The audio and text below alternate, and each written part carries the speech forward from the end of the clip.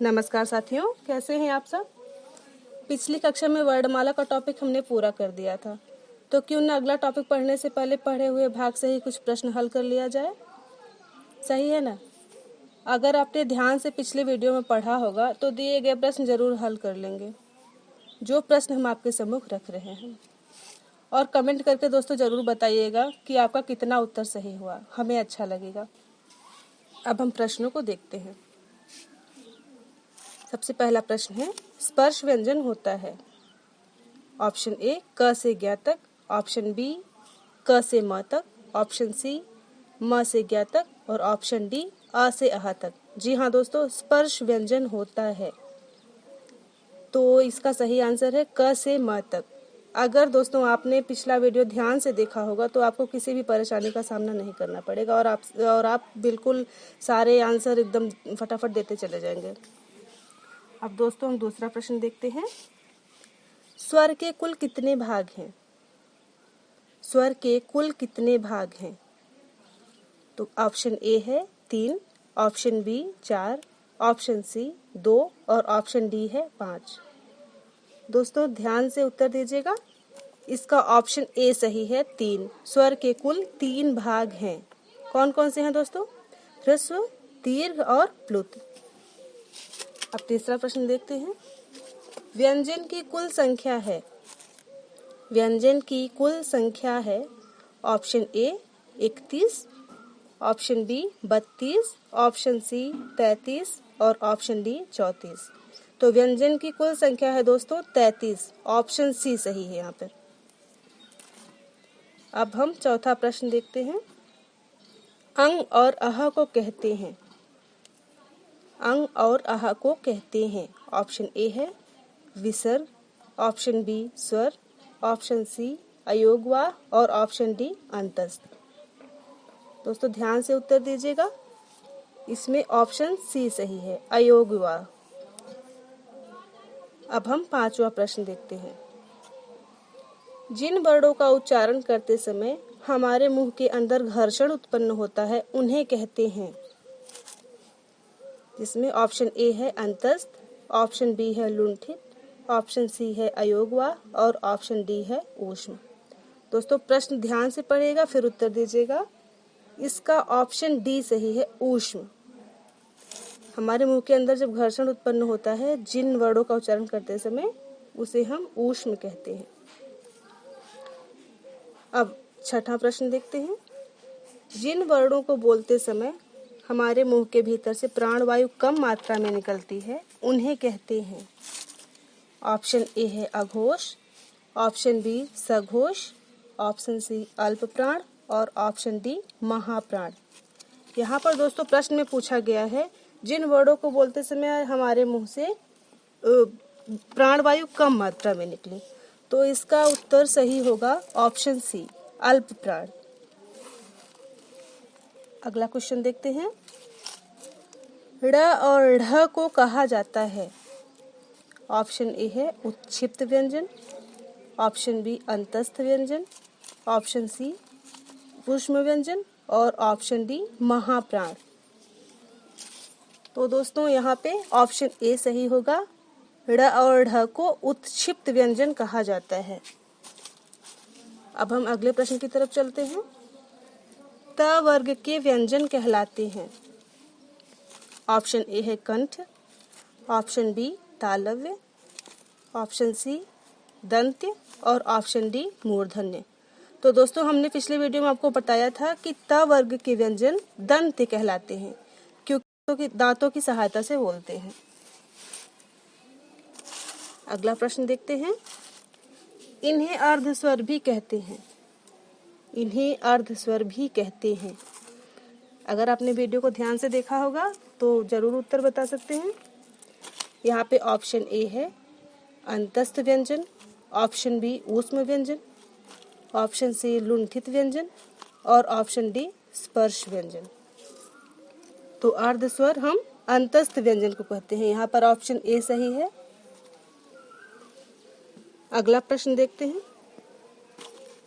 जिन स्वरों का उच्चारण करने में 2 मात्रा का समय लगे, जी हाँ दोस्तों, 2 मात्रा का समय लगे, उन्हें कहते हैं।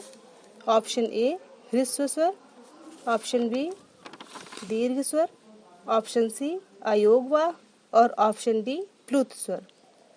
तो दो मात्रा का समय किसमें लगता है दोस्तों? दीर्घ स्वर में, और एक मात्रा का समय ह्रस्व स्वर में, और दो मात्राओं से भी ज्यादा समय प्लुत स्वर में। इतना तो आपने पढ़ा हुआ। तो यहाँ पे ऑप्शन क्या सही है? बी दीर्घ स्वर। अब हम अगला प्रश्न देखते हैं। संयुक्त व्यंजनों की संख्या है। Option A 2, option B 3, option C 4 और ऑप्शन डी 5। तो संयुक्त व्यंजन कितने होते हैं दोस्तों? 4। अगला प्रश्न देखते हैं दोस्तों। स्पर्श व्यंजनों का विभाजन कितने वर्गों में होता है? यहाँ पे ऑप्शन ए है 4 वर्गों में, ऑप्शन बी 5 वर्गों में, ऑप्शन सी 2 वर्गों में और ऑप्शन डी 3 वर्गों में। तो दोस्तों स्पर्श व्यंजन का विभाजन 5 वर्गों में होता है, जो आपने पहले पढ़ा हुआ है, वीडियो में देखा हुआ है। अब हम अगला प्रश्न देखते हैं। किसी भी वर्ग का पहला और तीसरा वर्ण होता है। ऑप्शन ए है अल्प प्राण, ऑप्शन बी है महाप्राण, ऑप्शन सी है अघोष और ऑप्शन डी है सघोष। तो दोस्तों किसी भी वर्ग का पहला और तीसरा वर्ण क्या होता है? ये आपने जरूर पढ़ा हुआ है। यहाँ पे ऑप्शन ए सही है, अल्प प्राण, जैसे हमने बताया था आपको क ग आदि। अगला प्रश्न देखते हैं। सभी स्वर क्या होते हैं? तो यहाँ पे ऑप्शन है, ऑप्शन ए है महाप्राण, ऑप्शन बी है अल्प प्राण, ऑप्शन सी है सघोष और ऑप्शन डी है अघोष। तो सभी स्वर दोस्तों हमने आपको बताया था सघोष होते हैं। सभी स्वर सघोष होते हैं। अगला प्रश्न देखते हैं। वर्ण ड ढ आड़ किसमें आता है? जैसा कि दोस्तों आप ध्यान दे रहे हैं यहाँ पे कि ड ढ आड़ा मतलब तीसरा, चौथा और पांचवा। तो ये किसमें आता है? तीसरा, चौथा और पांचवा वर्ण सघोष, अघोष, महाप्राण और अल्पप्राण। ये 4 ऑप्शन हैं। पहला है सघोष, दूसरा अघोष, तीसरा महाप्राण और चौथा अल्पप्राण। तो यहाँ पे पहला ऑप्शन सही है, ऑप्शन ए सघोष। अगला प्रश्न देखते हैं। सभी ऊष्म व्यंजन श, श, स और ह किसमें आते हैं? ऑप्शन ए है सघोष, ऑप्शन बी है अघोष, ऑप्शन सी है महाप्राण और ऑप्शन डी है अल्पप्राण। दोस्तों इसका हमने ट्रिक भी बताया था, आपको याद होगा।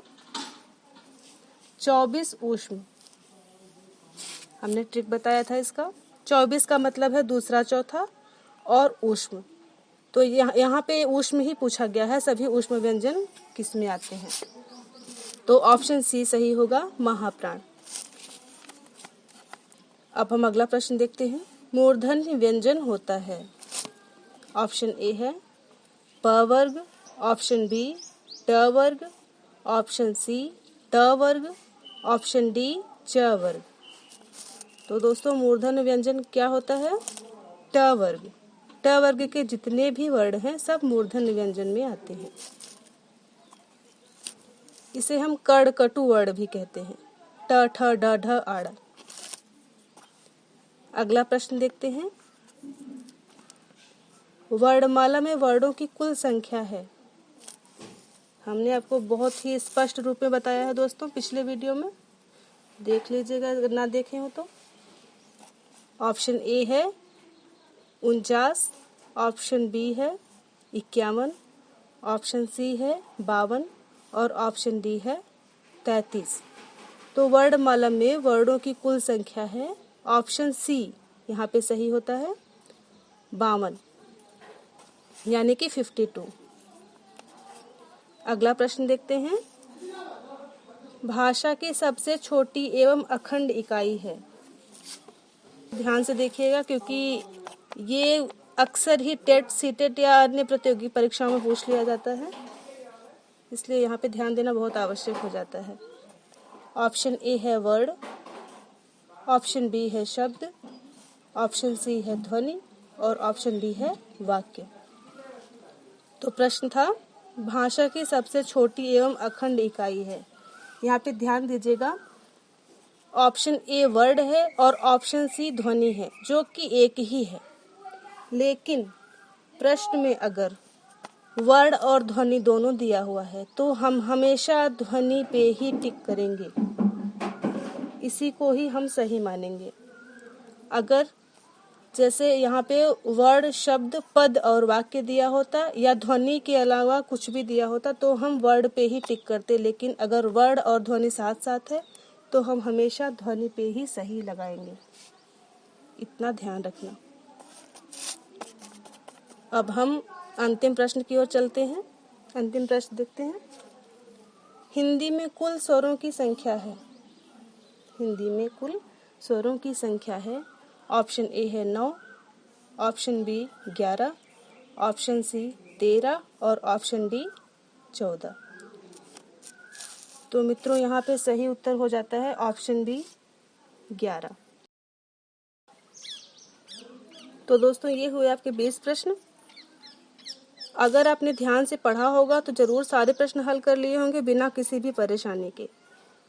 अगर आप लगातार वीडियो को देखते रहेंगे और सभी प्रश्नों को हल करते रहेंगे तो मेरा मानना है कि आप किसी भी प्रतियोगी परीक्षा, जैसे टेट हुआ, सीटेट हुआ, इसमें कम से कम हिंदी विषय में तो दिक्कत का सामना नहीं करना पड़ेगा, क्योंकि हम प्रत्येक टॉपिक के बाद उससे संबंधित प्रश्न अवश्य हल कराएंगे।